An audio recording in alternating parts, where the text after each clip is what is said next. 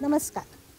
मी doctor Madhavi Narsale, Mumbai विद्यापीठाच्या संस्कृत विभागामध्ये सहयोगी प्राध्यापक म्हणून कार्यरत आहे. असं आहे की नाशिक हे माझं आजोळ. माझे आजोबा आणि आजी तिकडे राहायचे आणि दर उन्हाळ्याच्या सुट्टीत म्हणा किंवा दिवाळीच्या सुट्टीत म्हणा आम्ही नाशिकला आम्ही सगळी भावंडं नाशिकला यायचो आणि त्यांचा वाडा होता. तर त्या वाडा हा हुंडीवाला लेन म्हणून एक ठिकाण होतं, तिथे होता. आणि मग तेव्हा आम्ही नाशिकचा आजूबाजूचा परिसर पण फिरायचो आणि बऱ्याच वेळेला आम्ही गंगेवर जायचो. म्हणजे मला गोदावरी हा शब्द माझ्या आजोबांनी किंवा आजीनी वापरलेला आठवत नाही. ते म्हणायचे आपण गंगेवर जाऊया. असा त्या गंगेचा आणि माझा खूप जवळचा आणि एक प्रकारचा जिव्हाळ्याचा संबंध आहे असं असं असं मला वाटतं. पुढे जसं जसं मी संस्कृतकडे वळले आणि नंतर मग मुंबई विद्यापीठामध्ये प्राध्यापक म्हणून मी काम करू लागले, तेव्हा माझ्या पाहण्यात एक ग्रंथ आला आणि तो आहे ब्रह्मपुराण. आणि ब्रह्मपुराणाच्या एका भागामध्ये जवळजवळ 101 अध्यायांचं गौतमी महात्म्य आहे. आणि ही जे गौतमी महात्म्य आहे हे गौतमाने कशा प्रकारे नदी शंकराच्या जटेमधनं गंगा ही सह्य पर्वतावरती आणली त्याचं वर्णन, आणि नंतर ती गंगा अर्थात गोदावरी ही पुढे पुढे कशी गेली आणि बंगालच्या उपसागरास कशी मिळाली ह्याचं संपूर्ण वर्णन आपल्याला त्यात दिसून येतं. आणि त्या ओघात अर्थात नाशिकचं तर वर्णन येणं अत्यंत महत्त्वाचं आहे आणि त्यात असे अनेक उल्लेख आहेत. नाशिक संबंधीचे उल्लेख आपल्याला पद्मपुराणात सापडतात, आपल्याला स्कंदपुराणात सापडतात, ब्रह्मपुराणात तर ऑफकोर्स सापडतातच. पण त्याबरोबर महाभारतात देखील नाशिकचा रेफरन्स आहे. रामायणामध्ये आपल्याला जरी नाशिक असं जरी नसलं तरी जनस्थान, पंचवटी असे उल्लेख सापडतात. आणि अजून एक जो भाग मजेशीर आहे तो म्हणजे भवभूती नावाच्या नाटककाराच्या उत्तरामचरित नावाच्या एका संस्कृत ग्रंथामध्ये गोदावरी नदी, जनस्थान आणि तिथे असलेल्या काही तमसा आणि मुरला, आता ह्या नद्या वास्तवात आहेत की नाही हे माहिती नाही, पण या उपनद्या यांचे डायलॉग आहेत त्या मानवी रूपामध्ये रंगमंचावरती उपस्थित राहतात आणि त्या सीतेशी रामाशी संवाद साधतात. अशा प्रकारचे रेफरन्सेस आपल्याला 8व्या शतकापासून आपल्याला तर निश्चितच मिळतात. ग्रांथिक रेफरन्सेस अर्थात इतिहासकाळ नाशिकचा खूप प्राचीन आहे, त्याच्या आधी जातो ही गोष्ट खरी आहे, पण माझा तो अभ्यासाचा विषय नाही आहे, त्यामुळे मी शक्यतो ग्रंथांवरती फोकस करीन.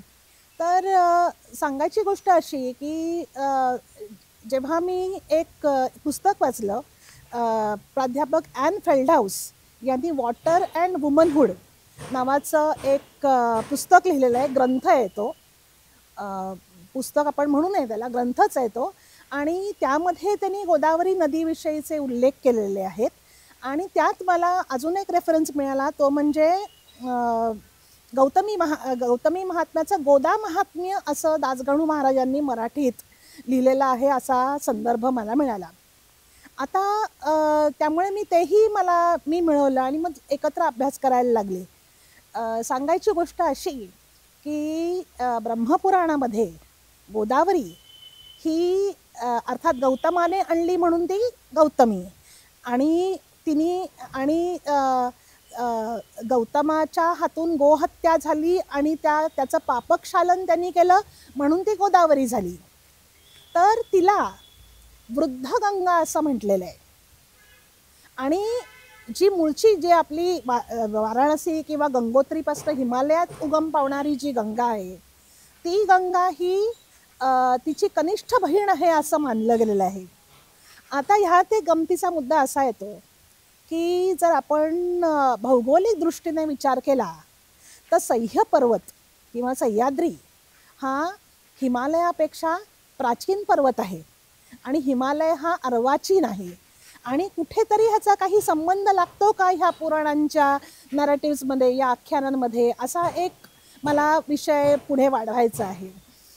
नाशिक हे कुंभमेळ्याचं तर जे ठिकाण आहे, सिंहस्थाच्या वेळेला इथे सगळे साधू संत जमा होतात आणि पवित्र स्नान करतात. हा तर एक अतिशय महत्त्वाचा भाग आहे. तिला दक्षिण काशी म्हटलेलं आहे आणि त्यामुळे जे काही काशीमध्ये जसं दिसतं तसं आपल्याला नाशिकमध्ये सुद्धा आपल्याला अनेक गोष्टी समांतर चाललेल्या दिसतात. म्हणजे अनेक नद्यांचे संगम, त्या नद्यांची नावं, नंतर काही तीर्थक्षेत्र जसं कुशावर्त हे गंगेच्या, हिमालयातल्या गंगेच्या ह्याच्यात पण येतं आणि नाशिकच्या गंगेच्या संदर्भात पण येतं. किंवा मग प्रयाग तीर्थ हे हिमालयाच्या, हे उत्तर भारतामध्ये तर अलाहाबाद, आता त्याचं नाव प्रयागराज केलं आहे, पण त्याचं मूळ नाव प्रयाग होतं. इथेही आपल्याला प्रयाग दिसून येतं. अशा प्रकारे आपल्याला पॅरलल तीर्थ जी काही आहेत तीही आपल्याला आढळतात. नंतर मग दासगणू महाराजांनी जे महत्त्वाचं कार्य केलं, त्या महत्त्वाच्या कार्यामध्ये त्यांनी ती तीर्थस्थळं ही आयडेंटिफाय करून त्या तीर्थस्थळांचं आधुनिक नाव काय आहे ते आधुनिक नावसुद्धा त्यांनी सांगितलेलं आहे. आणि म्हणून मग मी आणि अनिता जोशी आम्ही दोघींनी एक ट्रेल केला आणि जी गावं दासगणू महाराजांनी मेन्शन केलेली आहेत, त्याचा उल्लेख केलेला आहे, त्या गावी आम्ही गेलो. आणि त्यात तुम्हाला मी एक सांगते की एक गोवर्धनेश्वर नावाचं एक ठिकाण आहे आणि गोवर्धनेश्वराचा उल्लेख ब्रह्मपुराणात जसा येतो तसाच दासगणू महाराजांच्या संदर्भाच्या गोदा महात्म्यामध्ये येतो. आणि त्यामध्ये ती कथा अशी आहे की नंदी हा खूप रागवला आणि का तर त्याचे जे वंशज आहेत बैल, त्यांच्याशी शेतकरी अत्यंत वाईट पद्धतीने वागले आणि त्यामुळे संपूर्ण गोवंशाने असहकार पुकारला. आणि मग त्यावेळेला मग सगळ्या देवांनी नंदीला विनंती केली आणि मग नंदी आणि कामधेनू आणि इतर हे सगळे गोवंश हा प्रसन्न झाला आणि त्यांनी पुन्हा दूध दुभतं आणि शेतीची कामं करायला सुरुवात केली. आणि ते ठिकाण आहे गोवर्धनेश्वर. आता आम्ही गोवर्धनेश्वरला गेलो, मी आणि अनिता जोशी. तर आम्हाला तिथे एक प्राचीन शिवमंदिर दिसलं आणि त्याच्या बाहेर एक असा बोर्ड दिसला की ज्यामध्ये गोवर्धनेश्वराचं बॅकग्राऊंड सांगितलेली आहे. आणि त्या बॅकग्राऊंडमध्ये त्यांनी हीच जी कथा आहे त्या कथेचा उल्लेख तिकडे केलेला आहे. ह्याचा अर्थ आपल्याला काय दिसतो की जी ब्रह्मपुराणात आढळणारी जी कथा आहे, ब्रह्मपुराण साधारण 7व्या शतकापासून त्याच्या रचनेला जी सुरुवात झाली ती साधारण 13व्या-14व्या शतकापर्यंत थांबली. तर तिथे जी कथा आहे तीच कथा आपल्याला दासगणू महाराजांच्या गोदा महात्म्यात दिसते. तीच कथा आपल्याला गोवर्धनेश्वराच्या मंदिरासमोर आपल्याला त्याच्याविषयी सांगितलेलं दिसतं.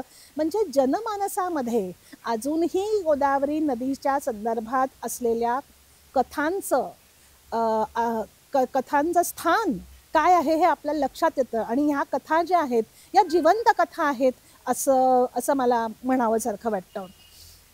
आणि पुढे मग नंतर चाकोरं म्हणून चक्रतीर्थ आहे, तेही स्थान सांगितलेलं आहे. असं करत मग अगदी दारणा गोदा संगमापर्यंत आपण येऊ शकतो. आणि नंतर मग पुढचा ट्रेल केला नाही, पण तिथपर्यंत येऊन थांबलो. पण याचा अर्थ असा आहे की जुन्या कथा आहेत. आता तुम्हाला एक उदाहरण देते. बहुतेक लोकांना अहल्येची कथा माहिती आहे. तर अहल्येचा पहिला उल्लेख येतो तो वैदिक ग्रंथांमध्ये येतो आणि नंतर तिचा संबंध येतो तो रामायणात येतो की ज्यामध्ये तिचा आणि इंद्राचा संबंध झाला आणि त्यानंतर गौतम ऋषींना राग आला आणि त्यांनी शाप दिला की ती शिळा होऊन पडेल. तर त्या शिळेचा संदर्भ आहे तो रामायणात येतो. आता तीच कथा आपल्याला गौतमी महात्म्यात आणि गोदा महात्म्यात दिसते, ज्यामध्ये गौतमाने तिला पापक्षालन करण्याकरता तिला नदीत रूपांतरित केलं आणि ती नदी गोदावरीच्या प्रवाहाला मिळते आणि अहल्येने केलेलं पाप धुतलं जातं. आणि ते ठिकाण म्हणजे अहल्या संगम तीर्थ, जे आपल्याला आज देखील आपल्याला बघायला मिळतं. अशा या कथा आहेत.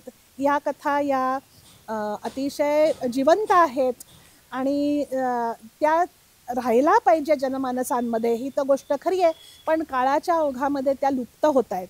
आणि त्यामुळे त्या कथांचं म्हणजे मूळ कथा कशी आहे, त्या कथेचं रूपांतरण कसं झालं आणि जनमानसामध्ये त्या कथेचं कशा प्रकारचं व्हर्जन आहे, ह्याचं कुठेतरी आपल्याला रेकॉर्डिंग करणं हे मला वाटतं अत्यंत गरजेचं आहे. कारण this is a very important part of oral history. आणि आताच्या काळामध्ये ह्या अशा प्रकारच्या ओरल हिस्ट्रीला अतिशय महत्त्व आहे. तशा प्रकारची काही कामं आपण हाती घ्यावी आणि ती पूर्णतेस द्यावी, असं मला वाटतं. धन्यवाद.